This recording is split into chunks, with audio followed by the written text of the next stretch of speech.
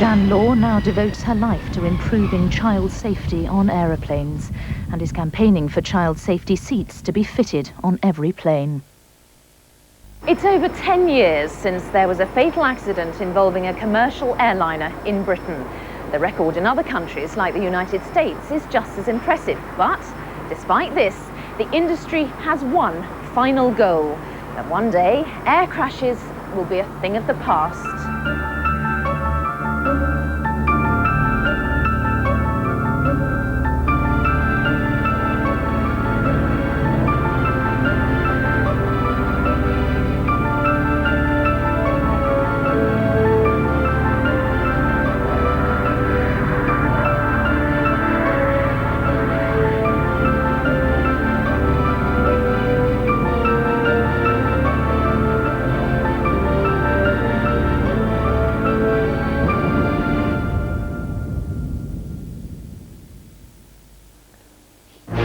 After the break, Afghan hijack suspects remanded in custody and Gaza off in tears with a broken arm. Join me.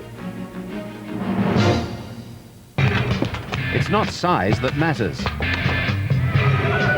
Whoever you are, whatever stage you play on, football is the great equaliser.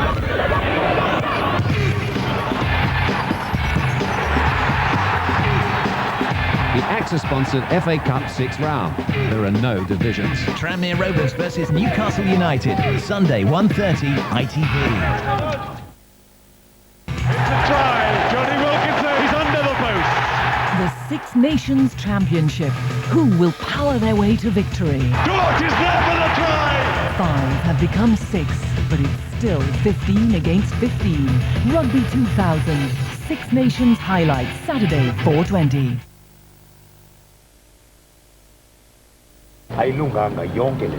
Ezi zinto azifuni ukuba lapha edrobhini.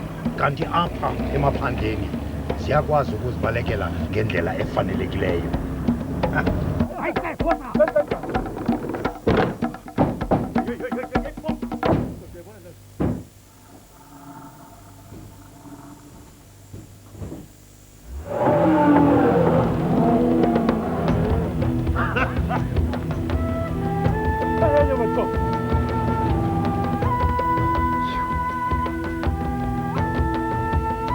Freelander, iyakwe nguLand Rover.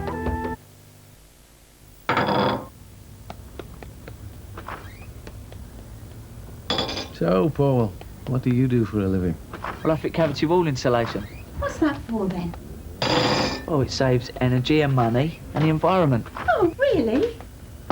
Why, are you interested? Oh no, I like wasting energy.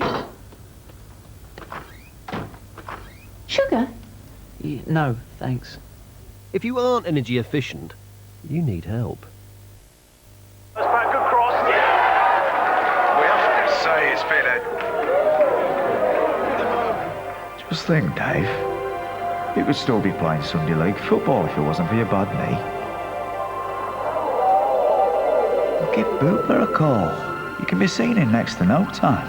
But I'm not a member. You don't have to be. Bupa hospitals offer fixed price treatment to everyone. Call 0800 00 1010.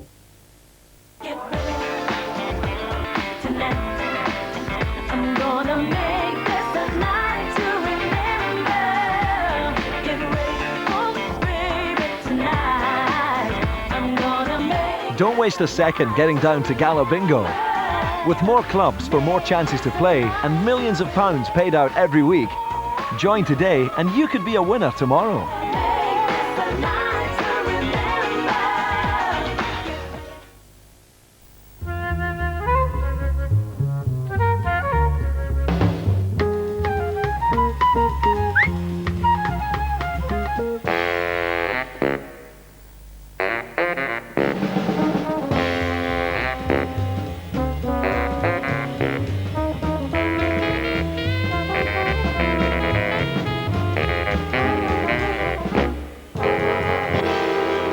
Tetley's bitter. Smoothly does it. The AA fixes more cars than anyone else. Now, when you join, You can choose to give 1 year's AA breakdown cover absolutely free to one other person who lives with you. So join now on 0800 444 999. I'm afraid your boiler's had it, mate. Aye, thought it might have. If I were you, I'd get a condensing boiler.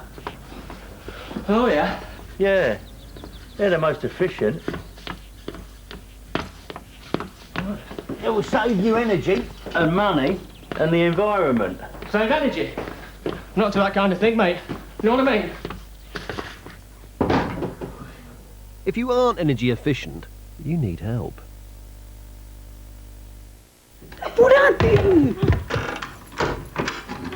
Comedy worth staying up for.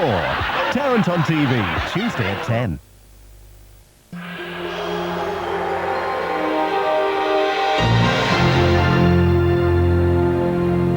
You're watching Carlton. It's time now for the news.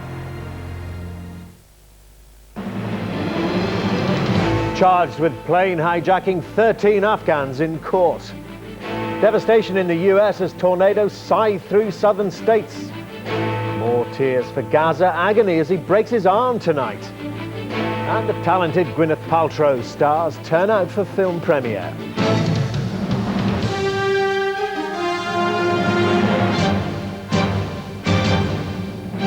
From ITN, the ITV Nightly News with Dermot Murnaghan.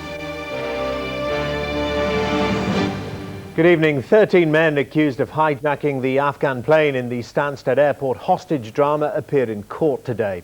All were charged with using force or threats to unlawfully seize the Ariana Boeing 727 along with its passengers. The men, all from Afghanistan, spoke through an interpreter to confirm their names. Earlier, 73 people who'd been on board the hijacked plane flew out of Britain and back to Afghanistan, where they received a hero's welcome. Paul Davis reports. The alleged hijackers left Southend Magistrates Court this evening, driven in secure vehicles back to a London prison to await the next stage of the legal process now underway. Their first court appearance was brief. Wearing tracksuits issued by the police, they were brought up in groups of 4 and 5.